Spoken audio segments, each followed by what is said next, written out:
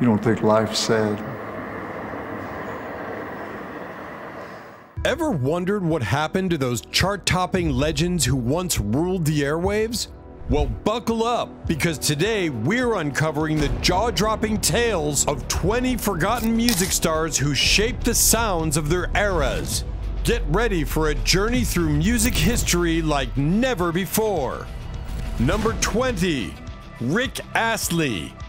Who could forget the smooth moves and catchy tunes of Rick Astley? In 1988, he skyrocketed to fame with his chart-topping hit, Never Gonna Give You Up, which dominated the US singles chart for a solid 2 weeks. But here's the twist. Despite its initial success, the song received its fair share of criticism over the years. Nick Lowe even dubbed it ghastly in his 1990 song All Men Are Liars. And in 2004, VH1 ranked it as one of the 50 most awesomely bad songs ever. Ouch. But hey, fast forward to today and Never Gonna Give You Up has experienced a remarkable resurgence thanks to the infamous Rick Rolling meme.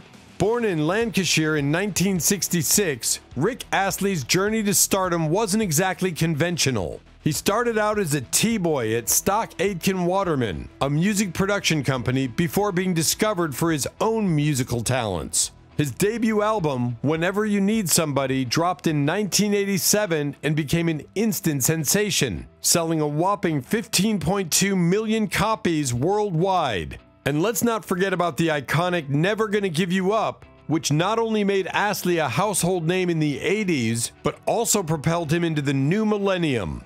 Who could have predicted that the song would become an internet phenomenon in 2007? Since then, Rick Astley has continued to grace us with his musical prowess, releasing a total of 8 studio albums. And guess what?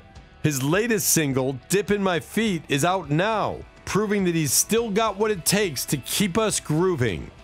Moving on to number 19, the Shangri-Las. Now, if you're a fan of the 1960s pop music, you've probably heard of this iconic girl group.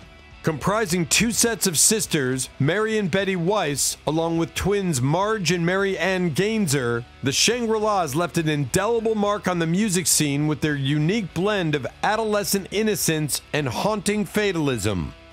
Their early hits like Remember, Walkin' in the Sand, and Leader of the Pack, released in 1964, catapulted them to fame, showcasing their talent for storytelling and emotional depth. Tracks like Out in the Street, The Train from Kansas City, and I Can Never Go Home Anymore continued to captivate audiences with their bittersweet narratives. But it wasn't just about the heart-wrenching ballads. The Shangri-Las also knew how to deliver upbeat tunes like Give Him a Great Big Kiss and Heaven Only Knows, adding a dynamic range to their repertoire. However, despite their meteoric rise to success, the group disbanded in 1968. They did have a brief reunion in 1977, which resulted in some new demo recordings and even an impromptu live set at the iconic CBGB Club in New York City. Another performance followed in 1989 at a nostalgic oldies show in New Jersey's Meadowlands Arena. But overall, the group resisted offers to reform, even as imposters tried to cash in on their legacy. But wait, there's more. Mary Weiss, who had mostly stayed out of the spotlight after the group's breakup, surprised everyone by returning to the stage. In 2007, she released a garage rock flavored solo album titled Dangerous Game on the Norton label, proving that her passion for music never waned. Number 18. Rockwell. Now here's a name that might ring a bell, especially if you're a fan of 80s music. Rockwell, whose real name is Kennedy William Gordy, burst onto the scene with a bang. Born on March 15, 1964 in Detroit, Michigan, USA, he had music running through his veins from the get-go. And no wonder. He's the son of none other than Motown Records founder Berry Gordy and Margaret Norton. Talk about a musical pedigree. Rockwell's journey into the music industry began in the early 1980s when he inked a deal with Motown Records. but it was his smash hit single, Somebody's Watching Me, released in 1984 that truly catapulted him into the spotlight. The song was an instant hit, climbing its way into the top 10 on the Billboard Hot 100 chart. And here's the kicker. It featured none other than the king of pop himself, Michael Jackson, lending his vocals to the chorus and backing vocals. Now, if that's not star power, I don't know what is. But fame sometimes comes with its fair share of troubles, and Rockwell found himself in hot water in 2018. On November 29th of that year, he was arrested in Hollywood for allegedly assaulting an associate with a chair at the Magic Castle Hotel. Yikes! He was released on bail a couple of days later, but the drama didn't end there. The woman he allegedly attacked filed a lawsuit against him in Los Angeles for personal injury, claiming damages exceeding $25,000. Number 17. Stacey Q. Now, if you were grooving to 80s music, you might remember the infectious beats of Two of Hearts. That's right, Stacey Q, born Stacey Lynn Swain, burst onto the scene as a pop singing, dancing sensation in the 1980s. Before she became a solo star, Stacey Q was part of a synth pop group formed by producer John St. James, simply called Q. Interestingly, all members adopted Q as their surname, giving rise to Stacey Q. However, due to a copyright issue, the group had to change their name and became known as SSQ. Despite the setback, they released an EP and an album under the SSQ moniker, but their time together was short-lived. Undeterred, Stacey Q decided to pursue solo endeavors, keeping her stage name. In 1985, she dropped a self-titled solo album which had an early version of Two of Hearts. As fate would have it, the song started gaining traction, leading to her official debut album, Better Than Heaven. Signing a major label deal with Atlantic Records, Stacey Q brought St. James along as her manager, with the rest of the SSQ members becoming her backup band. While her debut studio album saw decent chart performance overall, it was Two of Hearts that truly solidified her stardom, earning her a place in 80s music history. Number 16. The Zombies. When we talk about psychedelic rock legends, these guys are right up there with the big names like Pink Floyd, The Byrds, and The Doors. With smash hits like Time of the Season and She's Not There, the Zombies were the epitome of psychedelic rock bands, bringing that mind-bending sound straight into the mainstream. Hailing from England, the band was formed in St. Albans back in 1961. Led by keyboardist vocalist Rod Argent and the mesmerizing vocals of Colin Blunstone, they quickly made waves with their music. Their breakthrough came in 1964 with She's Not There, which became a hit both in their home country and across the pond in the US. And they didn't stop there, with follow-up singles like Tell Her No in 1965 and the iconic Time of the Season in 1968. The Zombies solidified their status as psychedelic rock royalty. But sadly, like many great bands, the Zombies split up at the height of their creative powers. However, they weren't done just yet. They made a brief comeback in the late 80s and later reunited more permanently in the 2000s. So yes, you can still catch these legends rocking out on tour. Now let's talk about accolades. Their 1968 album Odyssey and Oracle is an absolute masterpiece, earning its spot on Rolling Stone's prestigious lists of the 500 greatest albums of all time. Ranked number 100 in 2012 and number 243 in 2020, it's clear that the Zombies' influence is timeless. And to top it all off, they were rightfully inducted into the Rock and Roll Hall of Fame in 2019. Cementing their place in music history. Number 15. Paul Lukakis. Now here's a story that's not just about music, but also about courage and advocacy. Paul Lukakis isn't just your typical club music and high NRG singer. He's also a model and actor with a powerful story. Back in the late 80s, Lukakis was making waves in the music scene when he tested positive for HIV. However, he didn't reveal this to the public until the 90s. Since then, he's become a vocal advocate for HIV awareness and has portrayed HIV-positive characters in various film roles, shedding light on the realities of living with the virus. In 2000, Lekakis made a bold move by appearing on the cover of POZ magazine, where he shared his experiences, including his time as a male prostitute in West Hollywood between 1994 and 1997. In that interview, he admitted to intentionally exposing his clients to HIV, sparking controversy but also sparking conversations about the complexities of living with the virus and the stigma surrounding it. Despite the challenges he's faced, Paul Lekakis continues to advocate for HIV-related issues and lives openly in West Hollywood, California. Number 14. Alan Blind Owl Wilson. Now let's take a trip back to the late 60s, where the American blues scene was alive and kicking, and at the forefront was Alan Blind Owl Wilson. Wilson was the driving force behind the blues band Canned Heat, which famously rocked the stage at Woodstock in 1969. But his contributions didn't stop there. As a songwriter, guitarist, and harmonica player, he had a knack for infusing traditional blues with a contemporary twist.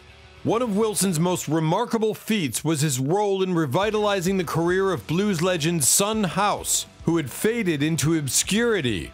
Wilson not only retaught House how to play his own songs, but also helped reintroduce him to a new generation of music lovers. However, behind the scenes, Wilson was battling his own demons. He struggled with mental illness and had previously attempted suicide. Tragically, in September 1970, he succumbed to a drug overdose, becoming one of 3 acclaimed musicians to die at the age of 27 that year. Number 13. Michael Nesmith of the Monkees. Let's rewind to the swinging 60s, when television was booming and so was the music scene. Michael Nesmith was just a 23-year-old struggling singer and songwriter when fate intervened in the form of a variety advertisement.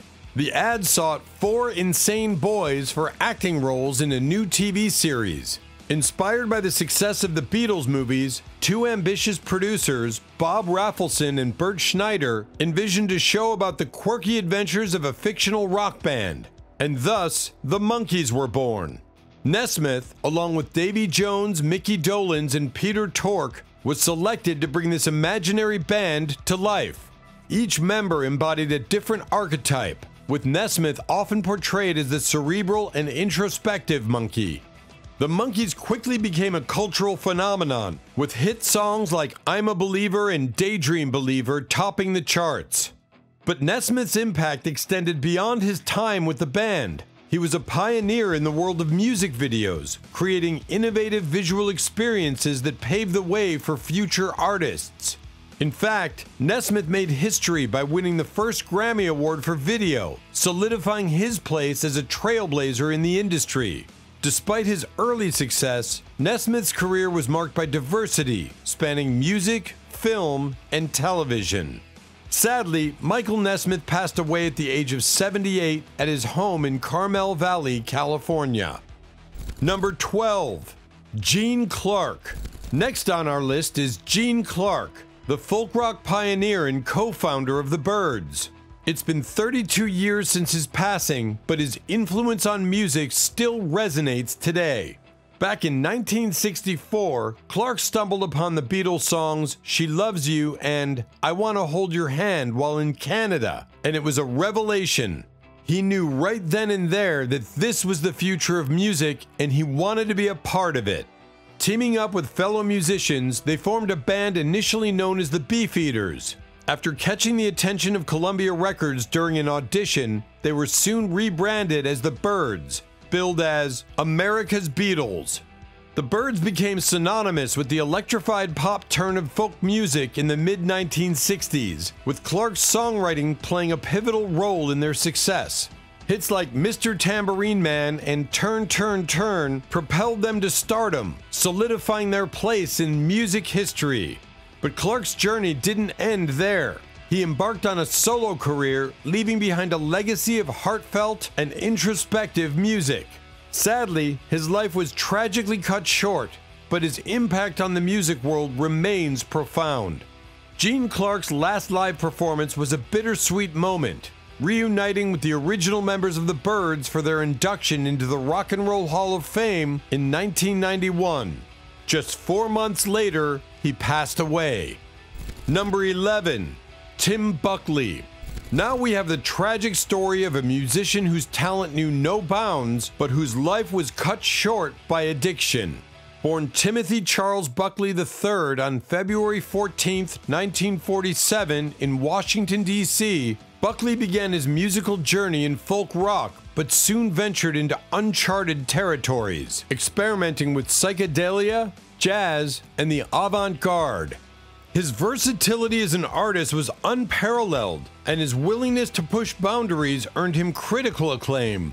In 1969, Buckley reached his commercial peak with the album Happy Sad, which peaked at number 81 on the charts. However, it was his 1970 experimental album Star Sailor that truly showcased his artistic genius. The album, although not a commercial success at the time, went on to become a cult favorite, cementing Buckley's legacy as a visionary musician.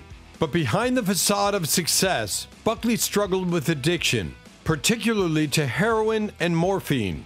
And tragically, on June 29, 1975, at the young age of 28, Buckley's life came to a premature end. He passed away at the Santa Monica Hospital emergency room, the victim of a heroin and morphine overdose compounded by alcohol.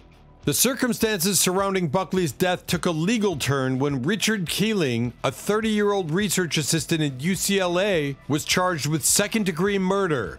Keeling was accused of furnishing Buckley with the drugs that ultimately led to his demise. Under California law, providing drugs that result in death constitutes grounds for a murder indictment. Detective Tom Petrosky of the Santa Monica Police Department revealed that the case was on the verge of being closed when Keeling's involvement came to light. Allegedly, Buckley had visited Keeling's apartment with his wife shortly before his fatal overdose. Number 10. Sandy Denny. Let's dive into the world of folk rock and meet the enigmatic Sandy Denny. Picture this: London, 1968. A young folk singer by the name of Sandy Denny joins Fairport Convention, a band that's just starting to make waves on the underground club circuit. At 21, Denny was bursting with talent and potential, but she was relatively unknown at the time. However, her arrival marked a turning point for the band. Ashley Hutchings, the band's bassist and elder statesman at the ripe old age of 23, remembers Denny vividly. She wasn't just another member of the band, she was a force of nature. With her deep appreciation for traditional English songs and the ability to switch seamlessly between hushed ballads and roaring rock, she brought a new dynamic to Fairport Convention. But Sandy Denny wasn't your typical folk singer. She was loud, erratic, funny, and prone to mood swings.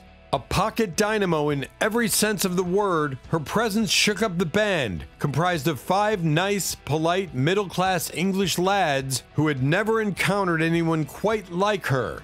Despite her brief stint with Fairport Convention, Sandy Denny left an indelible mark on the music scene. Her unique blend of folk and rock, coupled with her captivating stage presence, set her apart from her peers.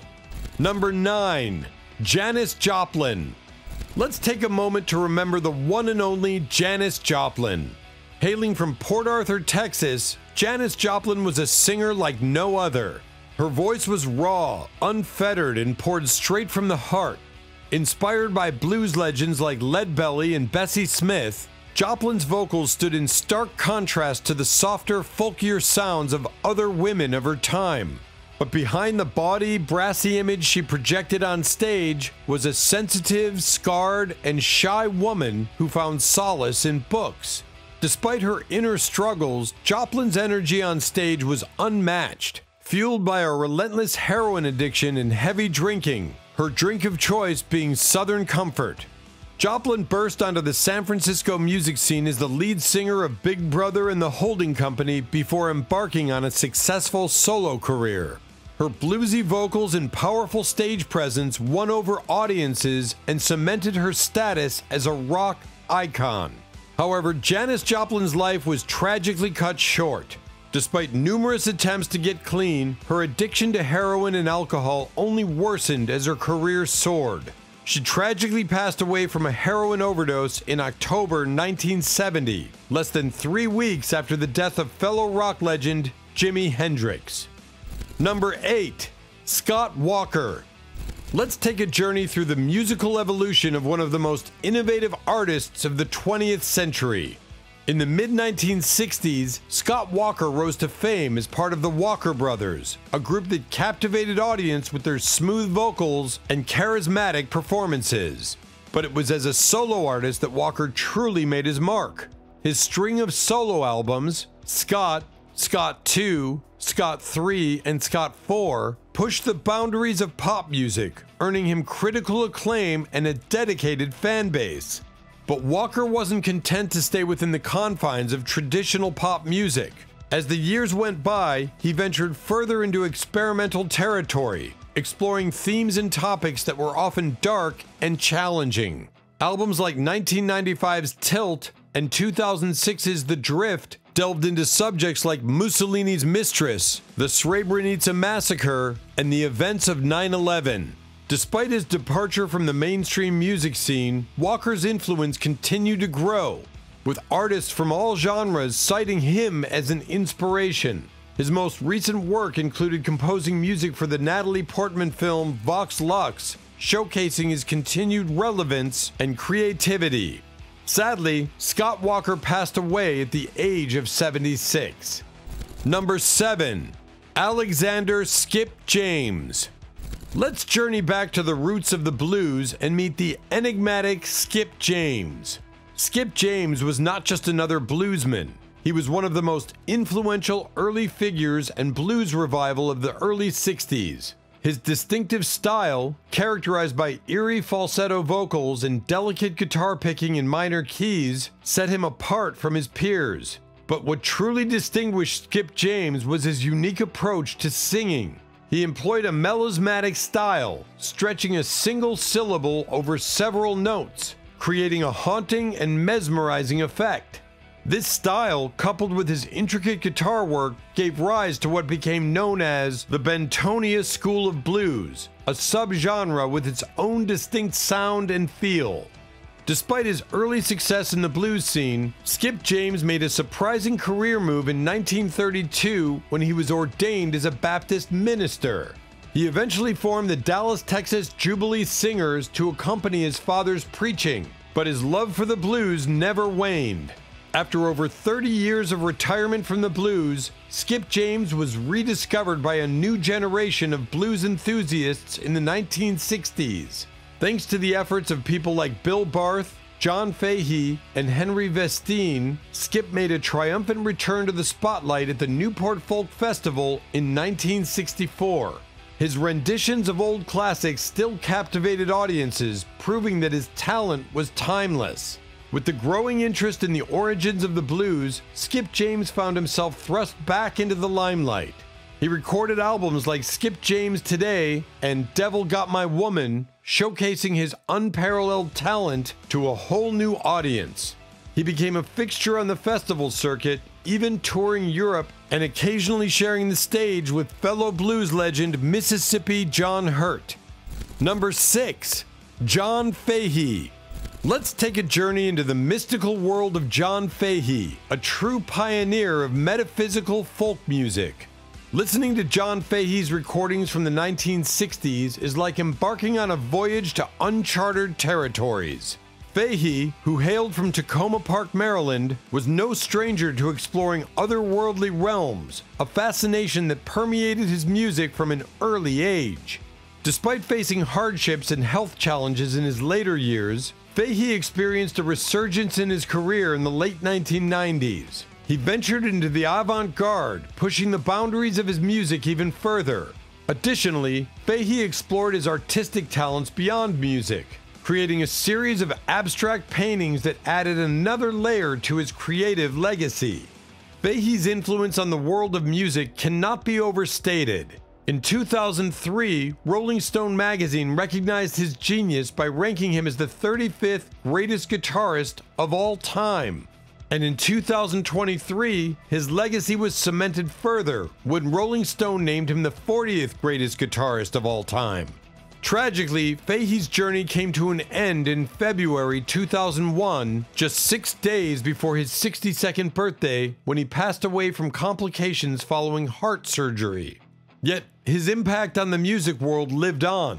In 2006, 4 tribute albums were released in honor of Fahey, a testament to his enduring legacy as a giant of 20th century American music. Number 5. The 13th Floor Elevators.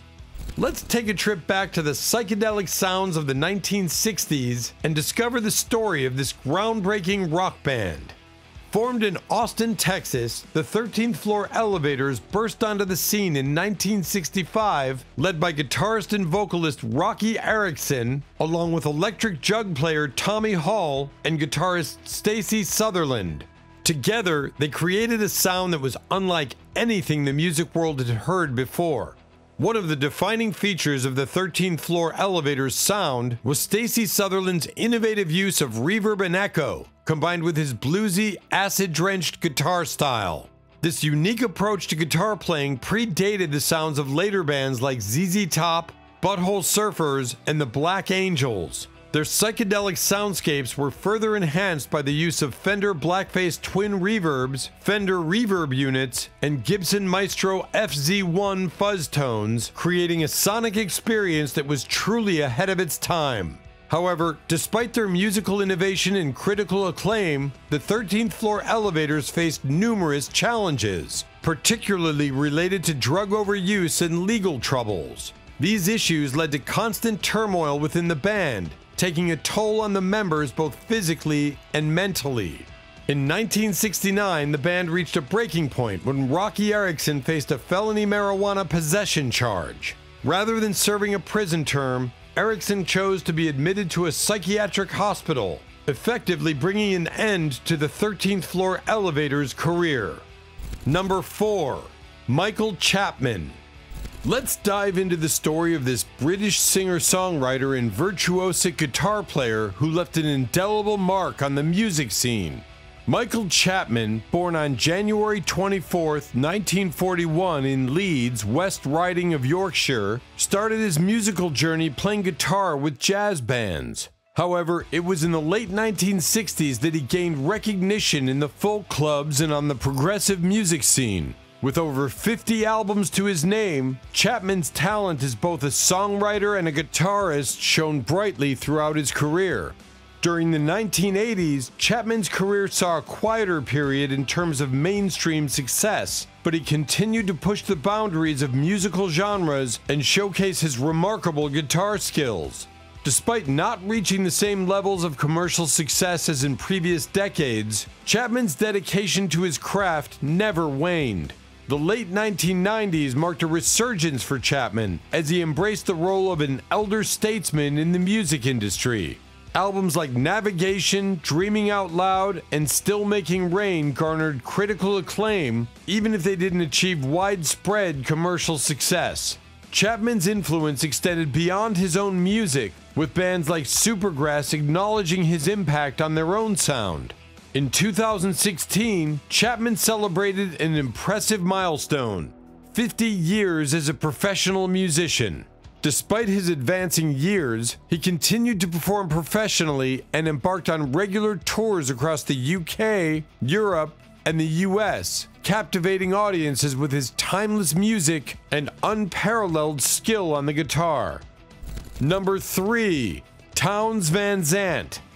Let's unravel the story of this enigmatic troubadour whose life was as tumultuous as his music was mesmerizing.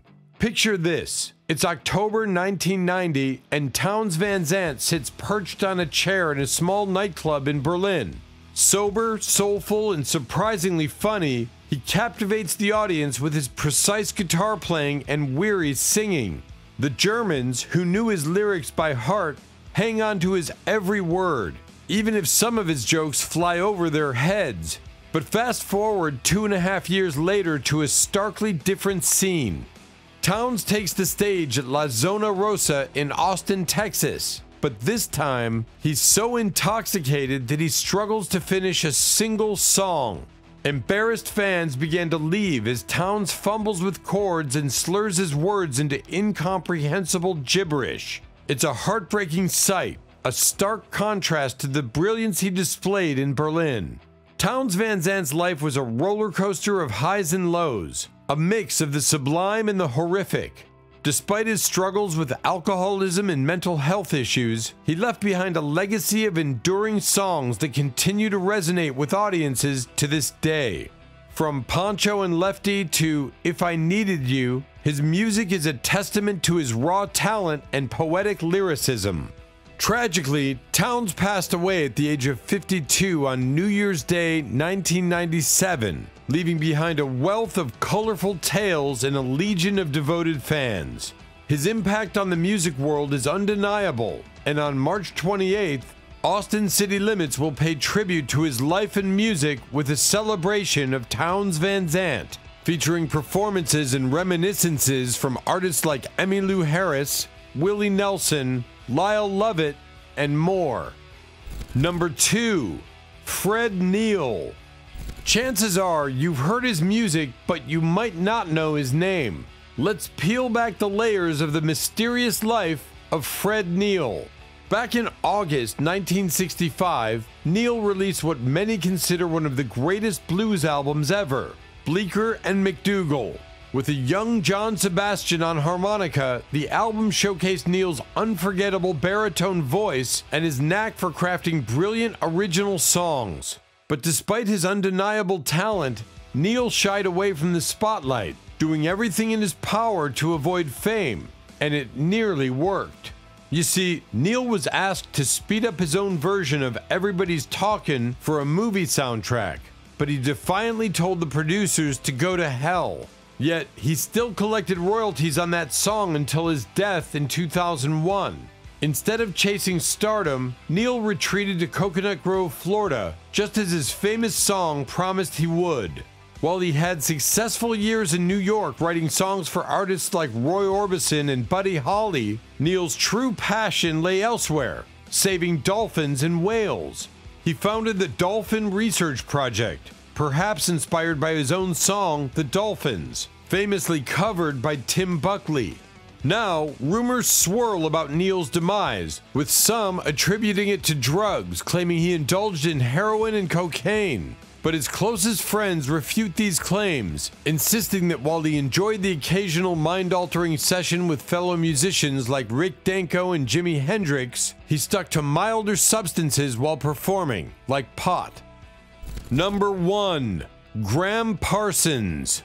Gram Parsons is a name that resonates through the annals of music history, yet often gets overlooked in the mainstream spotlight.